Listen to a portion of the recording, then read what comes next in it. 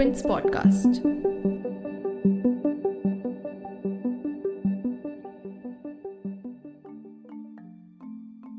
West Bengal's Birbhum district has been simmering with tensions since the beginning of this week. It started with the murder of Bhadu Sheikh, a local TMC panchayat leader in Bogtui village, which sparked off violence from the night of 21st March. Several houses were set ablaze following the murder, leading to the loss of at least 8 more lives, while 3 people, including a minor, have been hospitalised. On 22nd March, 11 people were arrested as charred bodies were recovered from 2 houses amid allegations that they were burnt alive. And fearing repercussions of this violence, many people from this village are now starting to pack up and leave. While some reports have alleged that this incident of violence is an intra-TMC feud, Chief Minister Mamata Banerjee said that there's a larger conspiracy to defame the state. But this incident is fast turning into a BJP versus TMC issue, with not just leaders like Suvendu Adhikari or Dilip Ghosh criticizing the law and order of the state, but Prime Minister Narendra Modi himself also acknowledging this incident. Addressing a virtual event at Kolkata's Victoria Memorial, PM Modi urged the people of Bengal to never forgive the perpetrators of Birbhum violence. Meanwhile, Home Minister Amit Shah has also sought a report from the West Bengal government in 72 hours. But what events led to this spell of violence? What is the current situation on ground? In this episode, we'll hear from family members of the victims. We also have with us freelance journalist Ajay Mukhopadhyay giving us updates from Ground Zero, and Monitipa Banerjee, a senior independent journalist who talks about what impact can this incident have on the TMC-led government and the state's politics. You're tuned in to The Big Story, the podcast where we dissect the headline-making news for you. I'm your host, Shortbury.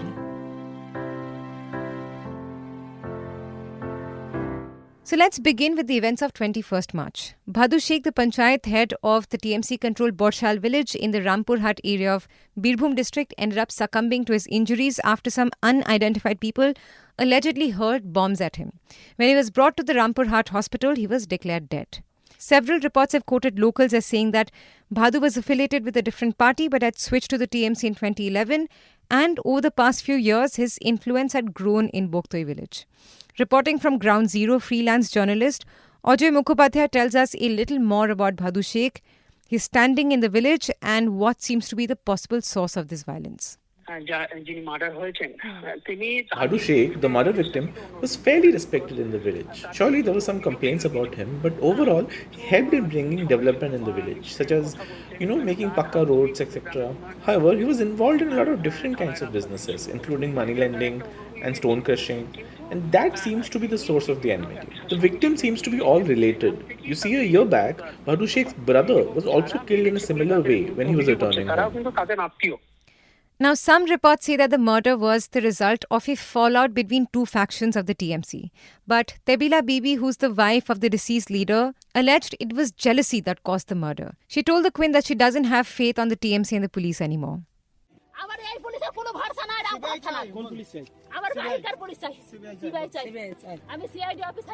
I don't trust the police. I want CBI probe.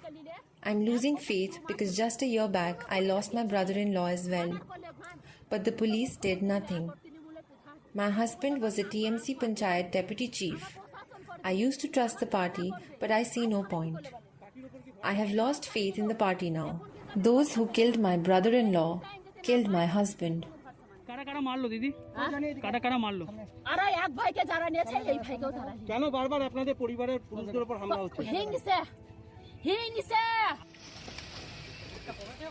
But what happened over the next day is that after the news of Bhadu Sheikh's murder got out, around 7 to 8 houses were reportedly set on fire.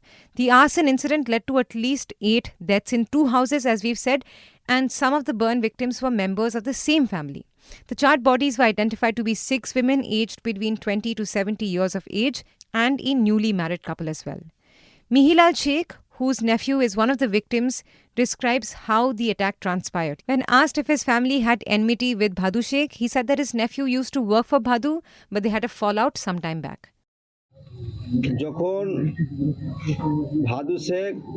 people had come out in the street hearing the news of Bhadu Sheikh's murder. So, me and my family also came out of our house to see what's exactly happening. We were wondering who could have killed Bhadu Sheikh. At some point, we saw a group of men running towards us. While we were confused about what was happening, around 7 members of our family ran indoors and, locked themselves up in fear. And then I saw explosions and fire all around the house. I don't know why this happened because we don't have anything to do with the murder. There was no enmity between our families as such. My nephew used to work for Badu, but my nephew didn't appreciate Badu's involvement in illegal activities. So he left that job, but Badu wasn't very happy about it. और দুটো একটা কথা হয় যে ঠিক আছে যা তোকে কাজ করতে হবে না তোর মতো ছেলে কামার দরকার নাই যা. But Bogtui village doesn't really have an untainted peaceful history. There have been past incidents of violence. However, villagers say that this is the first time that such a scale of violence has taken place in the village. Let's go back to Ajay Mukhopadhyay here. না, বকতুই গ্রাম কিন্তু খুব শান্ত গ্রাম কখনোই বলা যাবে না। এর আগেও অনেকবার এখানে বোমাবাজি হয়েছে, বোমা বিস্ফোরণ, অর্থাৎ এই যে কান্ট্রি মেড যে বোমগুলো থাকে সেই কান্ট্রি মেড বোম মজুত করে রাখা হয়েছিল, সেই বোমা বিস্ফোরণে ঘর উড়ে গেছে, এরকম ঘটনা ঘটেছে। কিন্তু We can't say Bogtui is a peaceful village because there have been incidents of violence in the past, sometimes even involving country-made bombs and explosions. However, even the villagers are of the opinion that past incidents weren't as deadly as current events.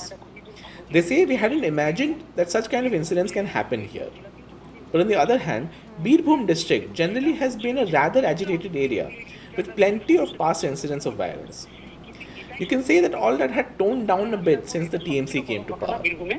যে এতজনকে একসঙ্গে জীবিত অবস্থায় মারা হলো। But is it a case of political violence or is it personal enmity? Are these incidents connected or not? Well, there have been different versions to this. For starters, TMC District President Anubrata Mondol went on to suggesting that the fire may have been triggered by a short circuit. But Director General of Police Manoj Malviya says that it could be personal enmity, not political rivalry. And let me also tell you here that officer in charge of Rampur Hart Police Station and the SDPO have both been suspended for failing to take timely action. But some reports are also pointing to an intra-TMC feud, as I've said, with opposition leaders accusing the party of having a lackadaisical attitude towards law and order. West Bengal Governor Jagdeep Dhankar, who has constantly been at loggerheads with Chief Minister Mamata Banerjee, even took to Twitter to condemn this incident, saying that human rights have been decimated in the state. Considerably pained and disturbed at the horrifying barbarity at Rampur Hart, that, according to the DGP, has already claimed 8 lives. This is indicative of nosediving of law and order in the state. I have emphasized on several occasions that we cannot allow the state to be synonymous with violence culture and lawlessness.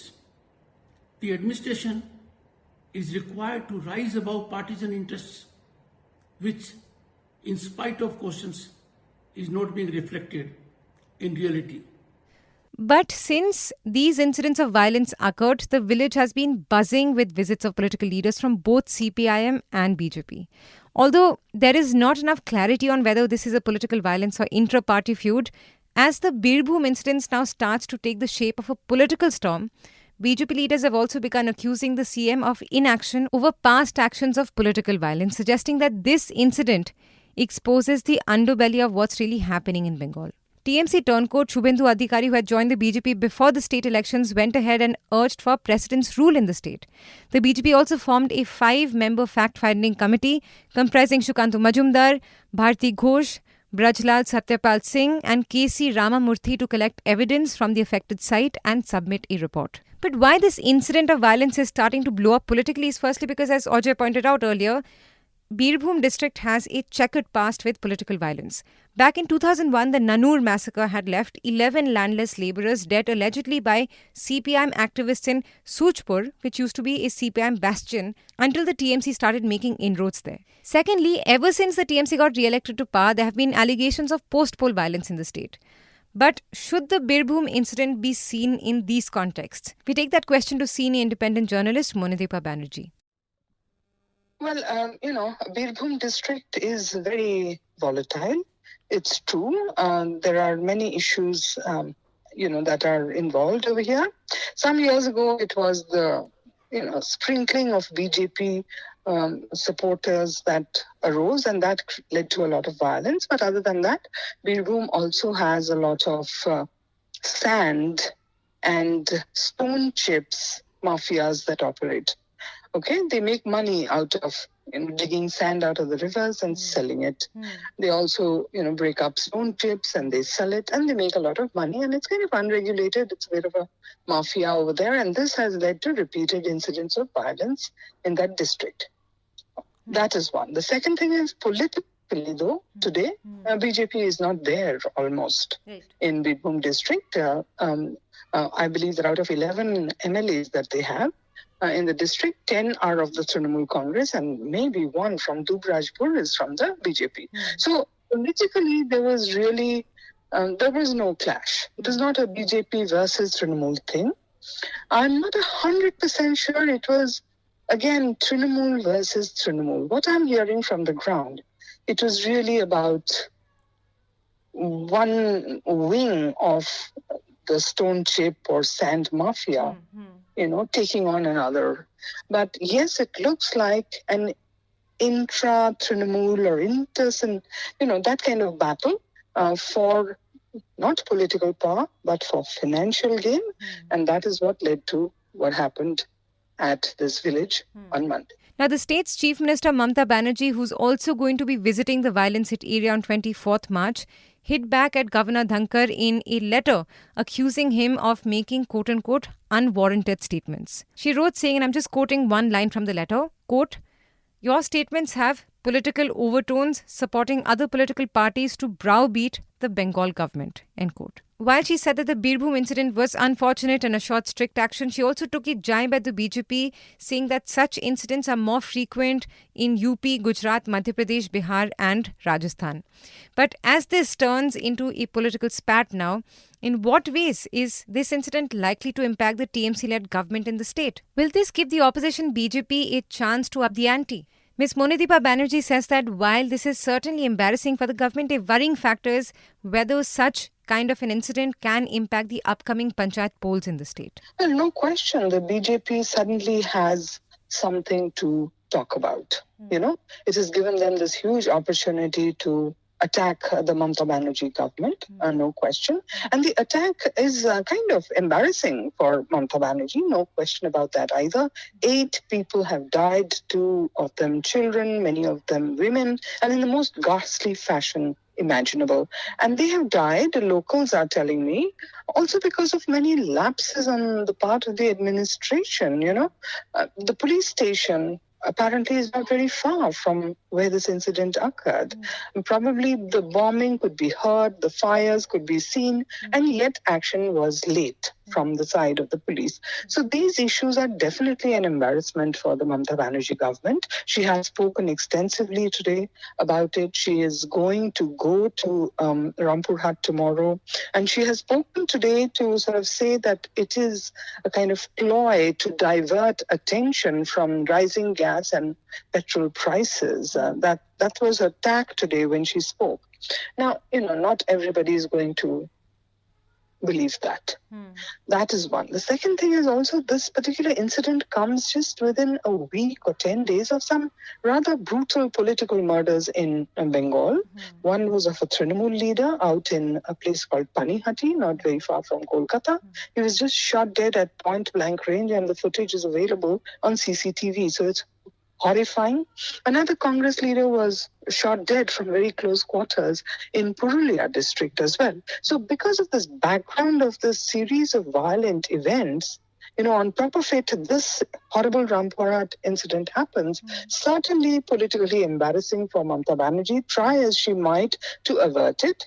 The governor, of course, is on the job. He has written to her angrily, saying that he cannot just sit in Raj Bhavan and pretend nothing's happening. His letter came as a response to Mamata Banerjee's letter, saying that he was out of line, claiming that there was no law and order in the state, and claiming that, everything had collapsed in Bengal. So yes, again, we have a political fight. We have a political fight between Mamata Banerjee and the governor. We have a political fight between the Trinamool and the BJP, the Congress and the left also have certainly taken very strong positions on this matter and have attacked Mamata Banerjee. And then we have, demands from the center, the Home Ministry, for reports within 72 days. So all that certainly mounts pressure on Mamata Banerjee, no question about that.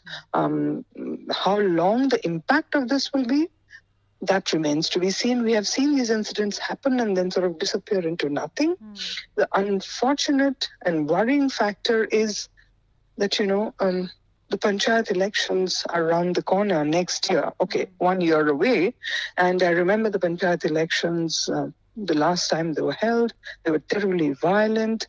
And there is a little worry that we should talk about how this could begin that spiral of violence that we saw in the last panchayat elections. I'm only hoping that there is no repeat.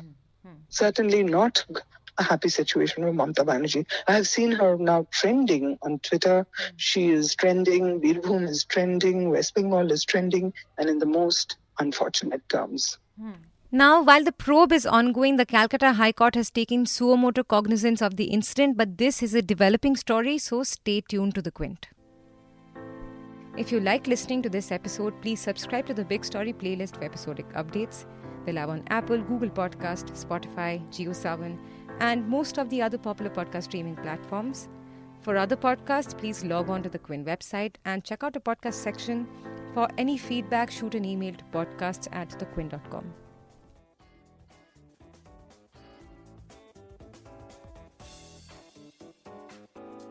Thanks for listening. Log on to the Quint's website and check out our other podcasts.